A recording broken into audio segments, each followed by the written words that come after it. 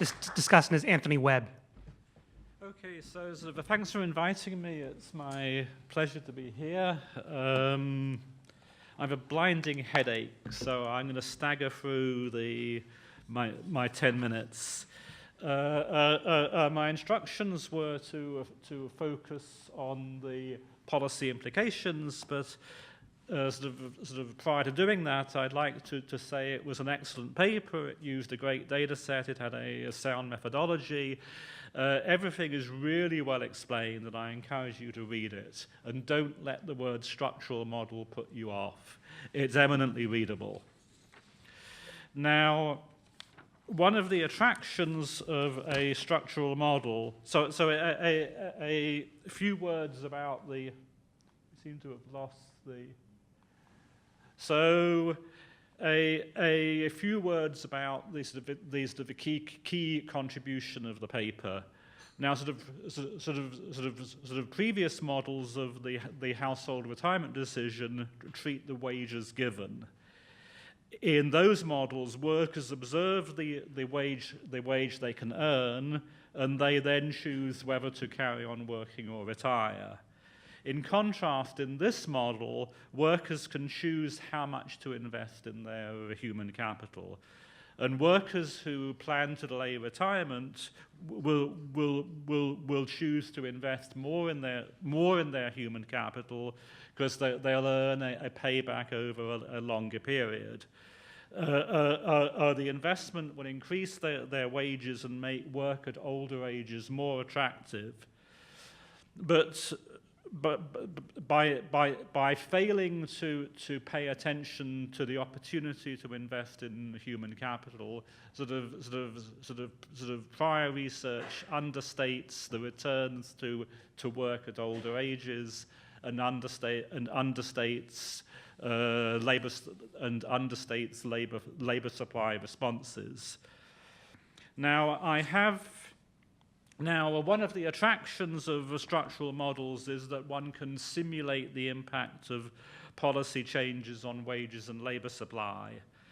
The paper considers the impact of several policy changes, and I have to say that some of these are a little bit extreme and unrealistic. One of the things that the paper models is what would happen if we shut down Social Security, which I don't see as being on the policy agenda.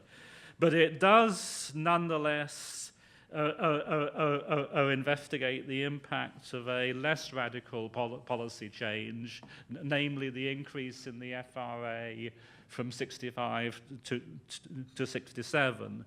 And the table I have here shows the impact in terms of number of months worked over the lifetime and lifetime earnings in dollars under a model in which the wage is fixed and under a model in which the wage is a function of investment in human capital.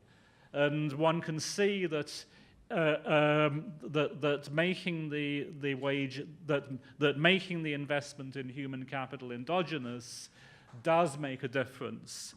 But I have to say that the difference is relatively small. It's under a month in lifetime labor supply, and it's only about $3,000 in lifetime earnings. Now, I'll chat about the realism of the model's assumptions for high school graduates. Now, I'm chatting to an audience, most of whom I guess have advanced degrees, probably mostly in economics. We're all investing in our human capital by coming here and listening to these top speakers and reading great papers. And I hope that we're all of us here voluntarily, and I hope also that we're not having our pay docked for coming here.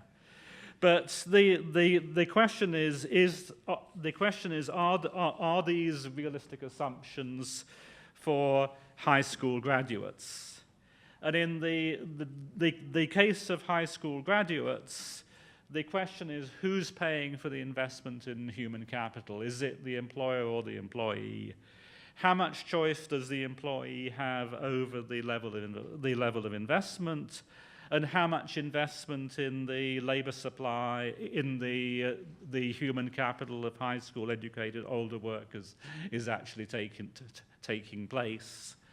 Now, I asked a colleague of mine to analyze the CPS, and he looked at the top 10 jobs for high school educated white males ages 55 to 64.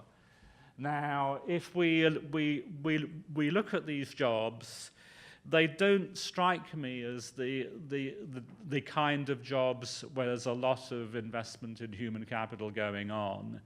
Now, there may be investment taking place when high school graduates change jobs, and the story might be very, very different for college graduates. And I'm very pleased to hear that Ananth is intending to, that Ananth, subsequent to the version of the model he sent us, is in fact extending it to cover college graduates.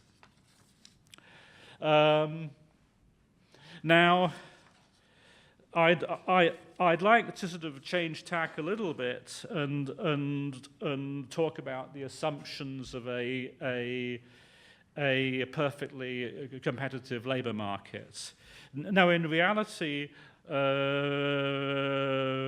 markets won't work that way. We do know that older workers do receive less training than younger workers. I'm not convinced it's always an optimizing choice on the part of the worker, that the worker is saying, no thanks, I'd rather not be trained. The evidence of the academic literature points instead to age discrimination. And if we want to extend work lives, we really have to address the problem of age discrimination, which is preventing older workers from maintaining their human capital. And I'd like to say a word about the situation of older educated women. And we know that older educated women do face special discrimination in hiring. And I think that the source of the discrimination that older women face is unlikely to be captured in a structural model. Rather, they reflect a culture of patriarchy and the way in which women are perceived and valued in society. And if we want to extend women's work lives, we really have to address questions of gender discrimination. So to summarize, in theory, policies that encourage work at older ages will create a virtuous cycle of increased labor force participation and higher wages. Now, at least for high school graduates, the effects seem to be relatively small, and I have to say, not economically significant. Now, I would expect to find higher, I'd expect to see larger and more significant differences when we look at college graduates.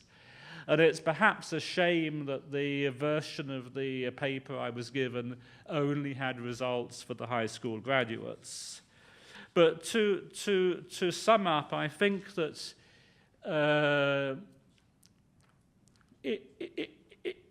if we rely on working longer as the solution to the retirement savings crisis, rather than having workers staying in well-paid, satisfying jobs, we run the risk of condemning older workers to life in the precariat.